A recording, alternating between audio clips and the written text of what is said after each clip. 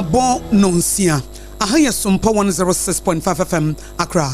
Ghana de Shmaima Yamamunya Nachi Ebranson said in an AKOSUA Company Limited and Opanunsia Kasiebo Yade Esomo. Na Kasiebo every SOMPA 106.5 FM Accra no. And nam your headquarters Ewukumase. Aya SOMPA 93.1 FM. Kumase Wonswa Yiko Aye 100.9 no. Wamwa Tebria Wamwafa. Paris France Adam for Paris radio pitim Ewo Paris in Potamo. SOMPA 101.1 FM so watakwa. Takra de SOMPA 103.3. Tachima SOMPA 106.1, Sunyana SOMPA 98.9, Nkranza SOMPA 90.7, Doma SOMPA 101.3, Mankasim ya Kingdom 106.1 FM. Baby ya decoder fono ewono wo decoder no so a baby ya radio wono eye SOMPA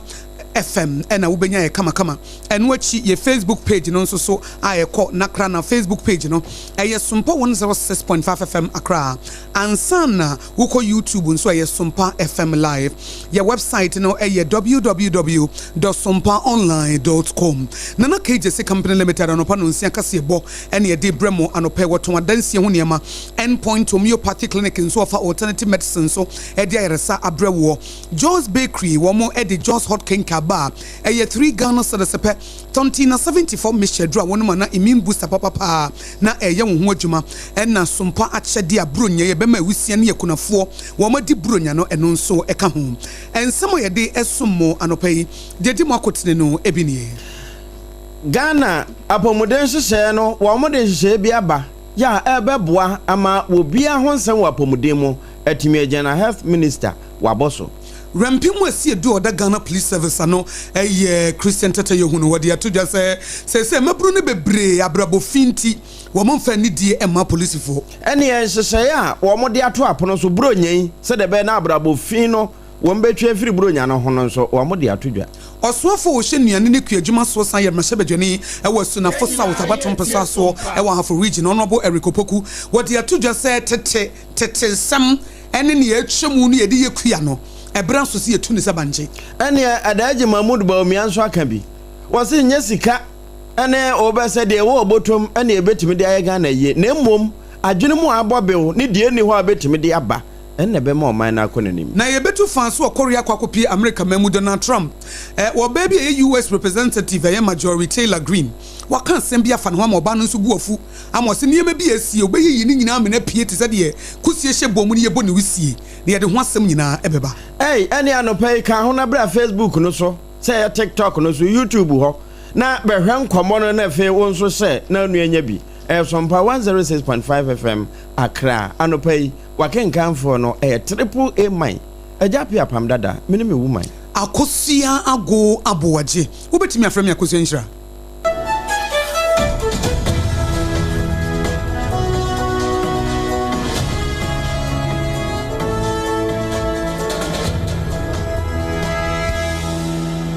Waman yesu afo a wohwe apomuden ho nsem so wono a na awura dwabo so ene na afa ho a woyɛ mrase badwani yewura kwabena minta aka no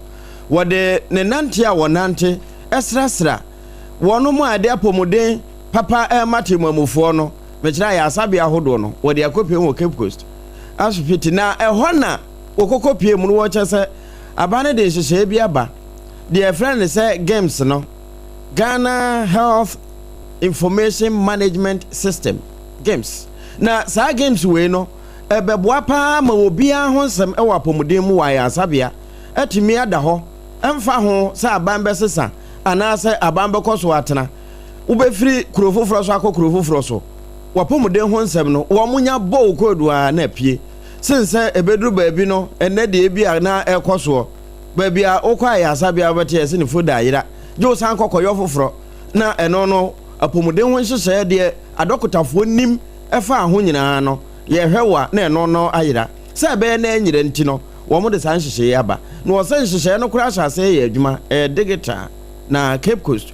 Hospital ho de ye adwuma pa ye ne kese so na wie no wo de afutuo ema apomuden hwemufo no sɛ obi bia wo beba ya asabia nti na efre ne patient ɛso nya ne ho abotre emfa ho ne su ne ban na adoma boa ma wo mo adwuma no ya wo moto your health are concern no etimi asi people said etie Nana KJC Company Limited and upon Nunsia Casiabo and Augusua Wuti and yet was some Nesua. Rampim was here do our Ghana Police Service and no a Christian Tete Yohuno. Now what dear to just say near me be Kosua Achia. Na Achiansu Emuya and Way Bewu na Ebupe Ebaba Way Sim, Etiama Yanina was Abwa was it a Mabuni dear fan indiscipline, any Sadia, any mua dear, any new free nipemu, any Abrabo Finti, and Mabrunya the audacity, which mean to me say, police near us. Steni womo abono anase security agency anase ni pebia yabo womo pass womo nya adwuma ma oman no na womo mabu netimi aka womo ho abom na womo ye tu trasam sade na se yan hwayi a ebe hadwene ebre woni sompa kase bo chechwe nkomo exclusively no na IGP rampim asie du ebo amane se eniema bi koso a enye kura na no se wo se soldiers for nine months womo ka ho a emaburu bi kwa womo so na ensem fata na voter region he ya ye kwachi abrantie bi ye chi na maburu na ba a womo order police for say he Mpie and this idea de be yam wa ha no say eh eba ne se ne yete ne say ye no ne se na amene afo ne ye kwa hata na sa wo ne ye kwa koyie ene de ba bia duro ne say yetimi chi obi na suspect no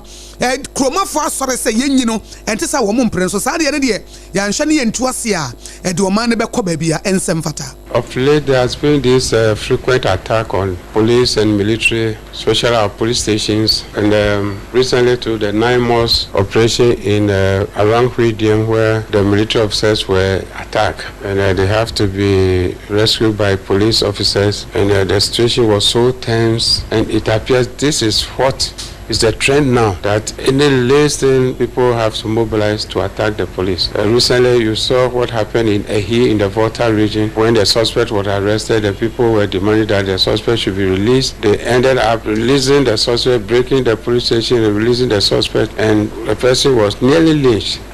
When you na asem was here ya Volta region from Montemo na ya chi obi a na maburu no aba no mo bowura ho no mo koyi nipa no apie eka den ko mu pagya kura eto niema ensem fatem eti ba bia duru de sese nyina ye de ye nan sifom na yetu asefe se nia mo hosem ene abrabo bone ne abrabo finu a etretse e wo maburu mu no eye aginsemu ene na wo mo adwuma no pa maintaining peace, law and order. Until order no set e bi ombe na ye adwuma ena peace no nso eye wo mo ba nu e so mbo ho ban eno nso nya de a wo mbe so da firi ho. Nti yewra Christian tete Yohonu san to aso chese bro nya bese ya sabio abonefo ne nyina wo bie edifu mfa obi epene de ansa na bro nya na nya adu enu achi nso no akobadie ya na obi epentem anya ne de ntem eba ne sa ne ma nkoso se de ese ekọ nti wo mo de hye papa agu apono so se de be na bro nya ye be di na asundwe mu na ebe ye de afa ye dwa ahodo akwanso be bia nso aposifo no wo beto wo mapete ene wutwa wanini ubehu won eba ne sa bone ahodo ekoso ene kro no sem no eso betimi ate ama buru nya ni dia yende. We always plan for December. This time to be the same process. We have to deploy more people at the marketing centers, business centers. We have to make sure that we get more people on the highways so that at least to calm down this highway crime in the society. You know, people who use motorbikes to rob, we also put more of our men on motorbikes so they are chasing them out. We want to make sure that we reduce that crime to the barest minimum before even we get to December. And I hope that December people will go about their normal duties. Enu e post sahene no yewura tete Yohonu na owie wa mananso ho ena wo se we wo munwie yo afoforo kura asan de akira eba nanso ni nyina mu no wo man Ghana mu de tokuro bia mu wo beto aposifo na pete. We haven't finished with our operational plan, but maximum number of police will be deployed to be able to make sure that they can be on the streets, they can be all the places on the highways, so that we can be able to contain any activity of crime that will erupt during this Christmas. But I assure you that it will be one of the most peaceful Christmas that we'll enjoy this summer season. Wamai posi for penny, you're IGP, Christian Tete Yohonu. Na wode bronyen enhyehyɛ aposifo de agu apono so eto ye ni mo SOMPA kase so meka wo se na KJC company limited anopa no nsia kase bo ene wasugu so wutie ne na yeto so a woso afo hye nuane ne kuadwuma so wosan ye mrahye badwani ewo esunafo south abatom peso so ewo afo region ne din ye honorable erikopoku poku bema wodi tudwa satete kwa asam no edi ye kuasam no no atwamu ne sese ye firi ho ebrada ne anam so wadane ho bi sese kuadwuma no oman Ghana ye die gina so ye dua ne die ho ne ye firi entade ye hye ene ye firi bibia ye bia ye firi ho eti ye firi bi modern day farming eno eye abefo kwanso a ye faso eye kua Ghana ye nsan fa sa kwantempon no so eno no opeso wodi ye adwuma ewo Ghana ha agric minister echemu se Ghana national agriculture target no eye ne so de ho ade sie ne so no de ade ba ko da yakoma so pa no se de ye fe no old farming approaches eno tete kwasam ekua faso eye kua ne aso ne ade no ene sekan no ye be ni nyina afiri ho ne afa de ye akase pa ye commercial farming no na eno ye de ye adwuma odi nsemi tuja ewo University of Cape Coast ebro mu ko hia ye di nketa ho efa dwumadi ahodo bi betimi aboa omaku adwuma ama no agya nana so prekope. This intervention aligns tightly with Feed Ghana objectives to increase production, enhance value addition, and strengthen the agro-industrial base. I therefore welcome today's policy dissemination as an essential bridge between field research and national implementation. Ghana currently spends over $2 billion annually on food imports. Our Feed Ghana program, launched by His Excellency President Dramani Mahama this year, aims to reverse this trend by modernizing agriculture, boosting productivity, and achieving food self-sufficiency. Enti ebese nuane ne de yenye ne bebre ne edi amane buru so say tam enti ye fani food security no Ghana betimi enya bi we honorable erikopoku no okasa wie na Dr. Isaac Bryant awo no UCC we lecturer wo Department of Environmental Science and Biogas ono nso na sa dwumadie wodi wo monim kane ne wo bo amane e wode to SOMPA TV enam sini Erika na yanim se adwuma so ne adwumaden de wo mu ye bi pa na de fa na research solution no aye mpensempensemu ye fa abefo kwan so na Ghana ku adwuma no yanya ho mfaso no eno yade ba ku bia eda wo mo akoma so retaining yes my greenhouse gas okko yuma okko my room sheshu na greenhouse oba say ye biogas ya dan retaining onko we bio ye ba chen na impo ye da me ban na electricity abobo yan light sample onko ye so ba akofo ene ya abo room sam no ma climate change no akofo ya san so abo akofo ma na keska o bottle gas no or nankasa ne wura no adaye energy woni fio da no ne depend no wa san so fertilizer on ko hia de obasan so ato Futuo wei efi Dr. Isaac Bryant our year UCC lecturer Department of Environmental Science and Biogas and odi tu janansa no obewie no wie no and Dr. Francisco mi our no UCC Department of Agriculture and Mechanical Engineering omodi abin for ma bin woku adwuma ene abefo kwantimpom nimde ono so de tu dwa sade ba kwa sesa Ghana aban ne di na nisi so pa no eye ekwan ye befa so ye befa abefo kwan so e di san hihye ne awura ku adwuma mu ne basa dia Ghana betimi afanantuma pefra na enuaba ene nubuna ene niema yedua no yenya ne doso na yehwese technologies a yenim pop yempomuti yenkase menkra bimfia mo ene ye aso ye no no yehwe na yenyim chimukina obo ye biochakion a etimishi chako kakra a pharmacy metumi yusu ale ntele yempomuti efa bi nko communities ni na mo so mo biogas na so kwa kodo niska kwa gas and so no you continue ni wa ni papra bejana ni abia obetumi dia aye gas obetumi dia amia seska no obetumi see video aye ko die o se aban no obo aye e hwemu ene da ho no Divagri project no opanyini a wadan no a wono nso UCC Department of Agriculture and Mechanical Engineering Dr. Francisco mi won kasa ne nyina ye dwumadi e koso a oman Ghana ku adwuma betimi afa no ntoma fafra no ene wo so afo wo hye ku adwuma so ene nuane so na wosan ye mahye bedwani wasunafo south honorable erikopoku kohia wo mo sanimdifo nipa ba ko ne sentimi nkata nyame ani eti mo meboa me na momfa mo nimdi amuwo e wo department ha ewo UCC ne momfa meka me de ho se be ya Ghana betimi akona nimu a yen centro ni Eric Anan emfimfi mantem mo wosi SOMPA TV ene SOMPA FM anemu no wono nso ede bedan yen ene ye da so agina nsem no mu a medu wura amanyo se mo pa na we wo sonofo wo maboboa no na mewura 2020 pania wono ene kura asono franka no wode kokopre mampania gwa mampane mahama wo sumu no mo otutu kwatwere akiri no hwa na wowie beka sampa baabi ade na no wo mon kenkan nwe nso wo ho senkunim no mama na adie nso wo mefa na konwa na eho asam no Adaji Mahmoud Baumia Dr. Bebu Asan na mekan wode nsem bi ato supporters anim no wo kyesere Ghana no a ye wo sika okọ ye wo timba nsuo ye wa papapa bi enkyene ye sanso kura wo yere petrol ni nyina ye wo ane emulation nom ne e kan ho de kura me na me mmọ ansa na nwa ne mmirenum nyina aba we nyina echi no ye da so aba abubuo se ye ho kyere ye na to de ebinom kasa na wo na esumesi na wo sika benti na wo sika ne betimi ahwe man no na wo se Ghana enye sika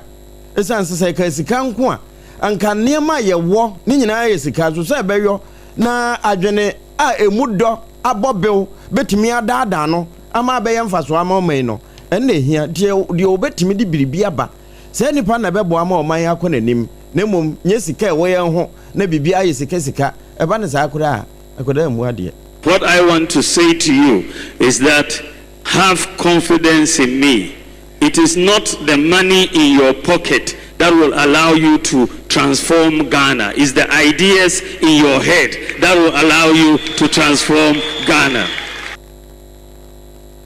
Adaji Mahmoud Bebo Baumia Dr. No 2024 abaye kwato ye no wono ne di so no manenim na wo se adechie ya wo mo prime minister wo mbekọ no wo bepese esi ahenefo no de franka ne bema no ehon koma wono wo mo die no ene obi esa ansemi so me kan wo seka se we wutie fi SOMPA 106.5 FM Accra na unim se afene kwa wieye ebi edan no wo chance na nso wanwie na nso emu abamu mu wo pese wo chance foforo na wo wie ne yie dia ene ekoba simprimu na KJC Company Limited na me kan fo dia ma wo adansie ho niam papa bi ene wo ton ekoba simprimu nie adansie ho niam papa nie ekoba simprimu nie enadoa nie plywood nie building wires nie ekoba simprimu na KJC Company Limited nie cement nie iron rods nie roofing sheets nie ni nyina eye quality ane bonso eda fom ade ba ko a wono ho eda nso from obi ane se wo ba be si dan na wo pa futuo ni akwankyere na wo ko eko ba simprimu ho a wode wanam be sisiye na waboa wo ena free delivery nso eye adwuma free delivery na sekere ne se enya afia wato we na wo de wo cement ni gina kwan ho a ena wo peka eko ba simprimu ade ba ko so ma ne dan so ne se Ghana ha wo bie ni ho woton adansie ho niam a wo branches echen no I said 21st clinic no hereby be any what branches a channel nana KJC Company Limited nso Ghana ha wo be any what woton adansie ho niam wo branch e channel ba bia tokro bia obehu no pantan wonie dwabin wonie kanoso wonie emiamia ni nyina wodam a wo bo adwuma sanso na sunyane wonie pokwas wonie tantra hills nie kwasheman nie Iron City boshan ebreman akweteman nie kasoa sunyane takrade emiamia bebre achemoda ehimfa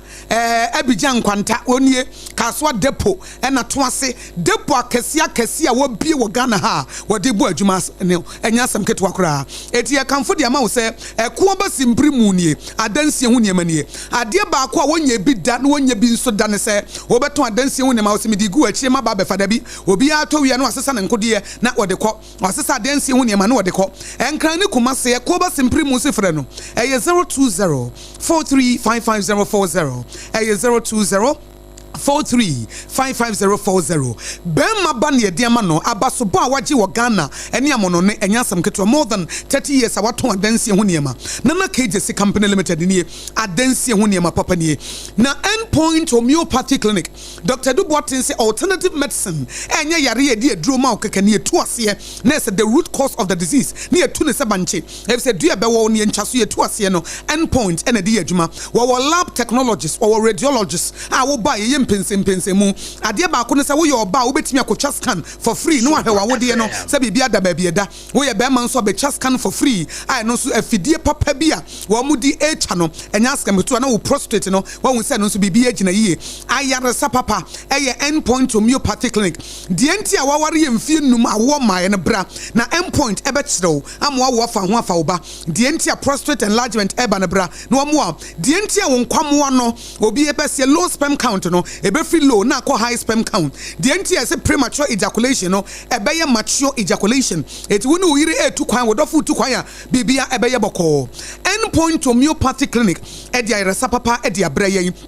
eti mu amu Kumase no a yare wo fa ba bi na adwodwo wo ne wo kwa yare sabia wo kɔ no aba kyesa wo de da bia wo na ye ntientia ɛde sɛ bia wo kɔ ye check up kekewu da bia wo yare brana endpoint in fa homeopathy so if say homeopathy ne ɛdan so ɛyɛ branch of medicine bia eni te pen ɛno na Queen Elizabeth ɛde yɛ adwumanti na onyini kyɛe no eti bra sɛ wo Kumase akro no maboa hia ɛhɔ na endpoint homeopathy clinic wo ɛna sɛ wo nkran ha spinter so kwan no so ba bia fa ne share signboard no so ne nkrabata ba ko hɔ ɛno achi wo Tema community 22 no so ba ku na gina ho eti frɛ na doctor wono ankasa befa Dr. Duboaten na befa 0244 867068 0244 867068 and 0274234321 0274234321 endpoint homeopathy clinic wayare sapapa enono na ade ba ko mepesa wote ase ne se ne ebedidi ne ebedi dokono just hot kinkas se wo mama wo mo muton kinke no wo mo mre biem kenke papa bia ye de yellow corn vitamin A wom ye de aye na ahode papa bi nso ewomu na we a wholesale price no 3 Ghana cedis pe ye nim dada said Joe's bread and pastries de ade bi omu ye bi anya mistronti no omu ye ne ye di ingredient papa it is a wo hye said ye wasi ye no hygienically processed ne de ma wo say dokono na media ma meni padua kora da mase it is a wo ton dokono nya fe na wo bete pentenkwa wo de ane se wo benya wo mekone wo je ni anase ne ma bi na wo de aboso eno just hot kenke 3 Ghana cedis pe wo ye awo oba wo pe ba bi atu wholesale price no a dokro no ye 3 Ghana cedis just hot kenke event bia just hot kenke wo hwehwe wo mo commercial bank achi ho Joe's bakery e wo dome friend sesi a e wo 025 6068832 025 6068832 just hot kenke hot edro ba ko ama yetu no ni nyina to aguo no ye fe ne Sontina 74 mixture T74 edro ba ko a obi wana ni no dɔɔso se ne dro ye ba ko pɛ ye fe ne Sontina 74 mixture T74 wadafo awutie me yare bia benya wana immune system ne wo ni paduam na ye mre it is se wonya edro ye fe ne immune booster na ye wo immune booster na ye wo immune booster papa no ye fe ne Sontina 74 mixture anasa T74 edro we sa wuta no mu a wonta yare woni ayare sabia tonkwanta wa pai ebisa da bia sojafo ni gina mo na so pabne so etime nyare ansa wo bobia no pa wo bobia wie wo bobia numre tete ye nanum dudo no enu bia ene aye ni ti se nsuo wo mo de wo mo numa no mo nyinya wo ni we de ye no mu a T74 de ye no ma ne ye sese it is a wotie sompa kasebo na wo pedru a wonum ebema wo immune system na nya hoden a wonta nyare basa na eye Sontina 74 mecha no a ye fa ne T74 a ye de DHC afra na Food and Drugs Authority agiatomu sa wo pedu to wo Kanshi Drug Lane na Kumase Ashton Colina Heba friend was 0246073498 0246073498 and 05016289331 05016289331 na udem na ansan ye behome so no se wotie sompa kase ebo a wonim se sompa media group die afi bia ye ewusia ekunafo na moborofo ye omadoye emabronya eye wo mode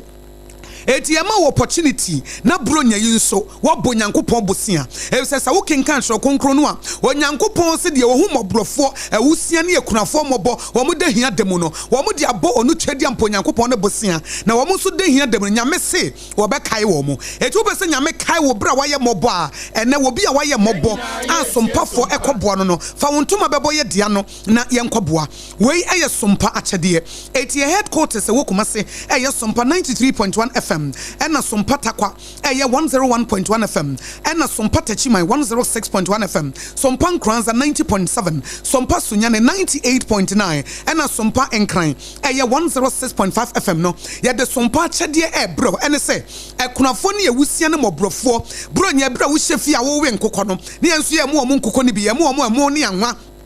ye mo ntade wo ma hye bronya tade no na wakan wo so wo ni bie na ma bronya no ye de evise bronya no kora eche se nyankopon e de ne doba ba ko pɛ Emma ye be woman tia ya chadie bronya e ya chadie ye kan Nyankopon chadie a wode ma adasa eti sompa nso ye nso de ya chadie ye de ma nipa nyina ye fa ne sompa a chadie eti say ye ntoma say bia ye mo say ye anwa toiletries bibia fabra na wode be kan ye ho a ye nso ye betobi e say nipa ba ko ne sentimi nkata nyame ani na ye de aboa eye sompa chadie 2025 wobetimi nso de sika amma eti sika no sa wo send ya number we na hye nso number ne ye ba ko pe obi fra ka che osan sompa chadie na se memra wo boa fra number we na verify number no so di e beba na ye Terra One Media and answer Blessed Foster 059 855 9802 etina mato me boase ma yiyi ne 11 no ho te se de 11 mo na yi ba ko no 059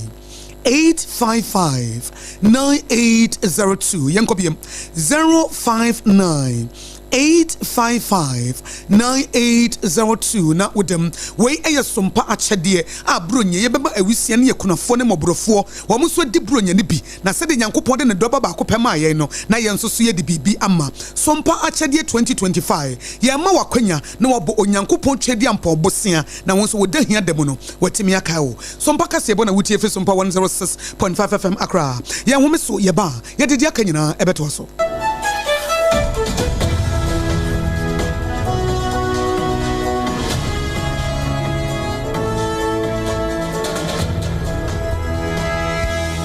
Ewra, me pacho bra na me hwa de wo bag yi. Bra, aden, enen so biem. Hey, time heba me hye ya me ka se yi ba akun, ani wayi me yensen. Bra, sanya time heba me hya, esia gyimi ni me fiefo enya de abako ebeso yen. We de udi se ofa ni nyina. Time heba me hya, me ka se me di one dance ya heaven ena de me kwa akopie. Enti se malaria, we draw ne time heba mixture. Enye enunku o, de nanum ato a wontimi anidie no. Time heba mixture duro no ena ye ma o. Oba a wafa afuro de wo ma akwada nofo. Ene akwada woni mfie dumienu entimi num aduro yi bi. Se obeto aduro yi bi anoma, hwe se wakọ hospital anase lab am ye hu se wo atridie malaria yi bi ansa. Se o petam heba mixture enu dudu atu a, fo ani kire KNG Herbal Center ewo Emrom Abidjan House ana ba akoso wo atonsu Monaco Junction. Eno echi obenya bi atowo over the counter medicine sellers ene herbal shop dodo na emu. Fre 0244 417669. Kayo set time no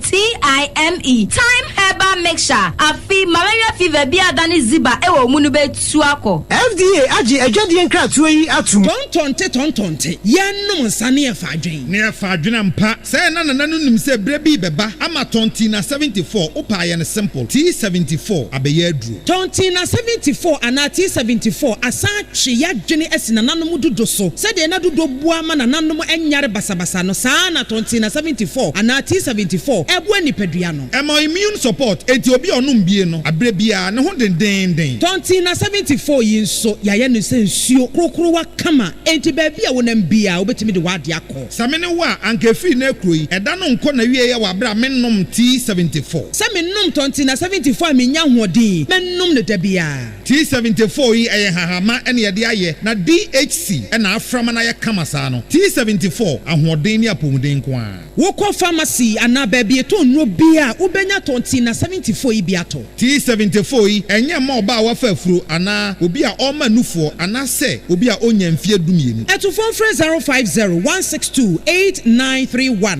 and 0246-073-498. FDA agi adwadi nkrato yi atom.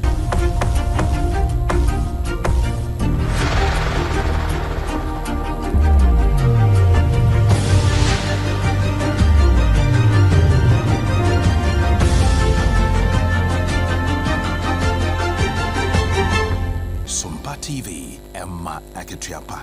Okre Emma Akatuapa abusua yenko wie kase no na yekọ obi maso America mamu Ewura Donald Trump ne krum na enkomo ezo kra safa na ho anopai de abobode ababetopono so a Georgia de wosi aban na mu ho Marjorie Taylor Greene wakasa na wone nsentrofo akasa ne nkasa no wo chese de mampani Donald Trump nam na wogu no ho fi kasa wono ebonua ye eno ache nsokura no ye ade ma na wonkai no mo ne ho ade wontimi mfa asem nsie nti wonyo bia esenkai ma wodi kan kura no wakasa de afa ho sɛ we bia yewura Trump ani abiri nyina ye Jeffrey Epstein ne nsɛm ho pani kane datin school ho no wɔkyerɛ de ewie wɔn de ntansa bi bobɔ no sɛ bio ennaye mu ade de akyerɛkyerɛfoɔ bi ne schoolfoɔ wi oyɛ bi saa no akɔfa no ho ma meka sɛ no ɛho nsɛm de wɔn atwea wɔ kɔɔto atwea ma baabi a wɔda kora anyɛ enti wɔno no kɔka sɛ wɔn momfa ne faas na mmra sɛ de bɛba na awia bɛbom Amerikafoɔ nyinaa bɛhu sɛ de emu nsɛnti a mampani Trump abobɔ ɛna wapɛ baabi de ahyɛ na saa asɛm yi hu no wɔ kokɔ busaeɛ a ada ne man so a Trump gyina baabi a na wɔbɔ ne sidwetire enti wɔn de ɛka ne pire nye pire mfa sɛ wɔno no ɛba amamuo mu a amanyɔsɛm na wɔyɔ no wɔno ayɛ n'adwuma business woman ɛno akyi nso no wɔpɛ sɛ Amerikafoɔ nyinaa ɛnkɔyɛ sɛ mmara a wɔn hyɛ no ɛbɛbɔ sikafoɔ ho ban na deɛ ɔne bie deɛ ɛyi ne mu ɛno nti na n'ani abere nti sɛ mampani Trump ɛtena ase no wɔka sɛ wɔno deɛ bia wɔ kɔmpreni a baabi asam ne pɔ wɔ nti a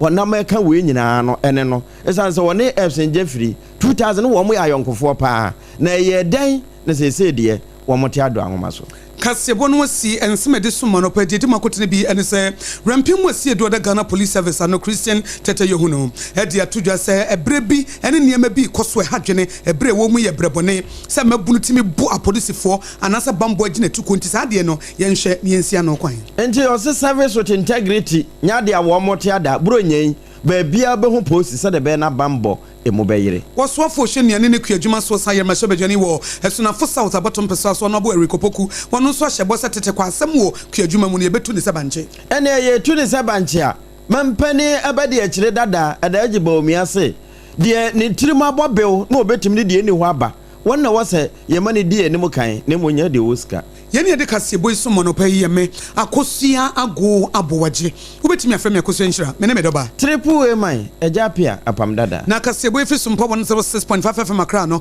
efa ye headquarters wokumase eya SOMPA 93.1 FM ayiko 100.9 FM wokumase adamfopa radio o Paris France takwa SOMPA takwa de SOMPA tachiman SOMPA sonyane SOMPA nkranza SOMPA doma SOMPA mankesim kingdom 106.1 FM decoder so babia radio woni ye SOMPA FM ene ye Facebook page ni ye SOMPA 106.5 FM Accra and a SOMPA FM live on also YouTube www.sompaonline.com your website